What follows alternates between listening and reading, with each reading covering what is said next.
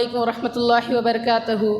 الحمد للہ رب العالمین والصلاة والسلام علی سید المرسلین وعلی آلہ وصحابہ اجمعین، اما بعد۔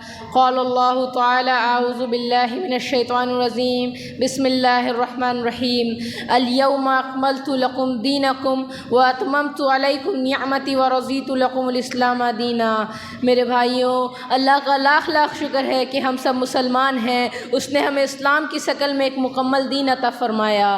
ارشاد ربانی ہے، الیوم اکملت لکم دینکم واتممت علیکم نعمتی ورضیت لکم الاسلام دینا، یعنی آج میں نے تمہارا دین تمہارے لیے مکمل کر دیا، اپنی نعمتیں تم پر تمام کر دیں اور اسلام کو ایک دین کی حیثیت سے تمہارے لیے پسند کر لیا۔ میرے بھائیوں، دین اسلام صرف عبادات، نماز، روزہ، زکوٰۃ اور حج کے اعتبار سے مکمل نہیں ہوتا، بلکہ زندگی کا کوئی ایسا گوشہ نہیں ہے جس کے متعلق اسلام کی روشن تعلیمات موجود نہ ہو۔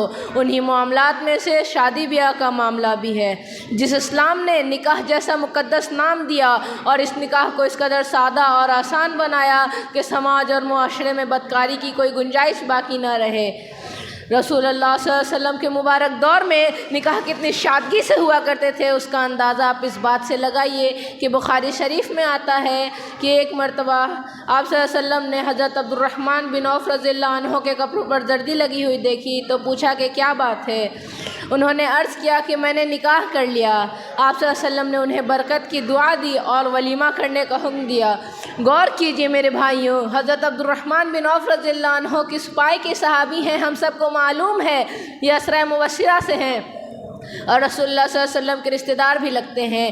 یہ شادی کر لیتے ہیں، آپ صلی اللہ علیہ وسلم کو خبر تک نہیں ہوتی۔ یہ حال تھا اس دور میں نکاح کی سادگی کا، مگر بڑے افسوس کی بات ہے کہ آج اس نکاح کو اس قدر الٹے سیدھے رسم و رواج کی زنجیروں میں ایسا جکڑ دیا گیا ہے کہ سماج اور معاشرے میں بدکاری کی کوئی گنجائش ہی باقی نہیں ہے۔ ایک مرتبہ رسول اللہ صلی اللہ علیہ وسلم نے فرمایا تھا کہ نکاح کو اس قدر آسان بنا دو کہ زناکاری مشکل ہو جائے، مگر بڑے افسوس کی بات ہے کہ آج اس نکاح کو اس قدر مشکل بنا دیا گیا ہے کہ حرام کاری آسان ہو گئی ہے۔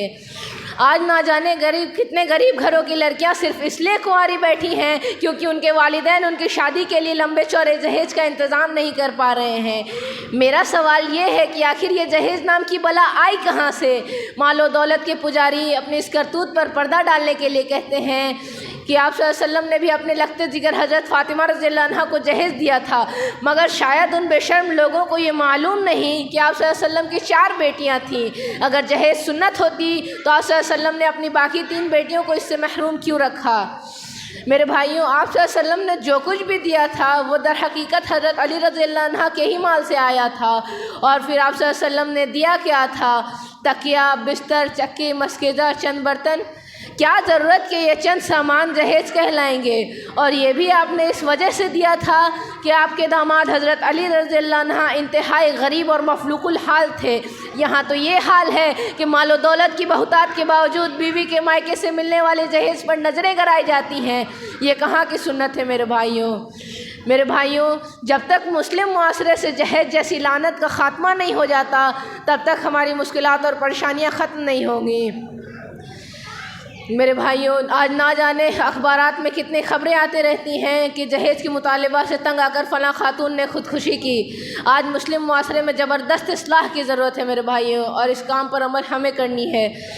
اللہ تعالیٰ سے دعا ہے کہ ہمیں اس کام پر عمل کرنے کی توفیق عطا فرمائے۔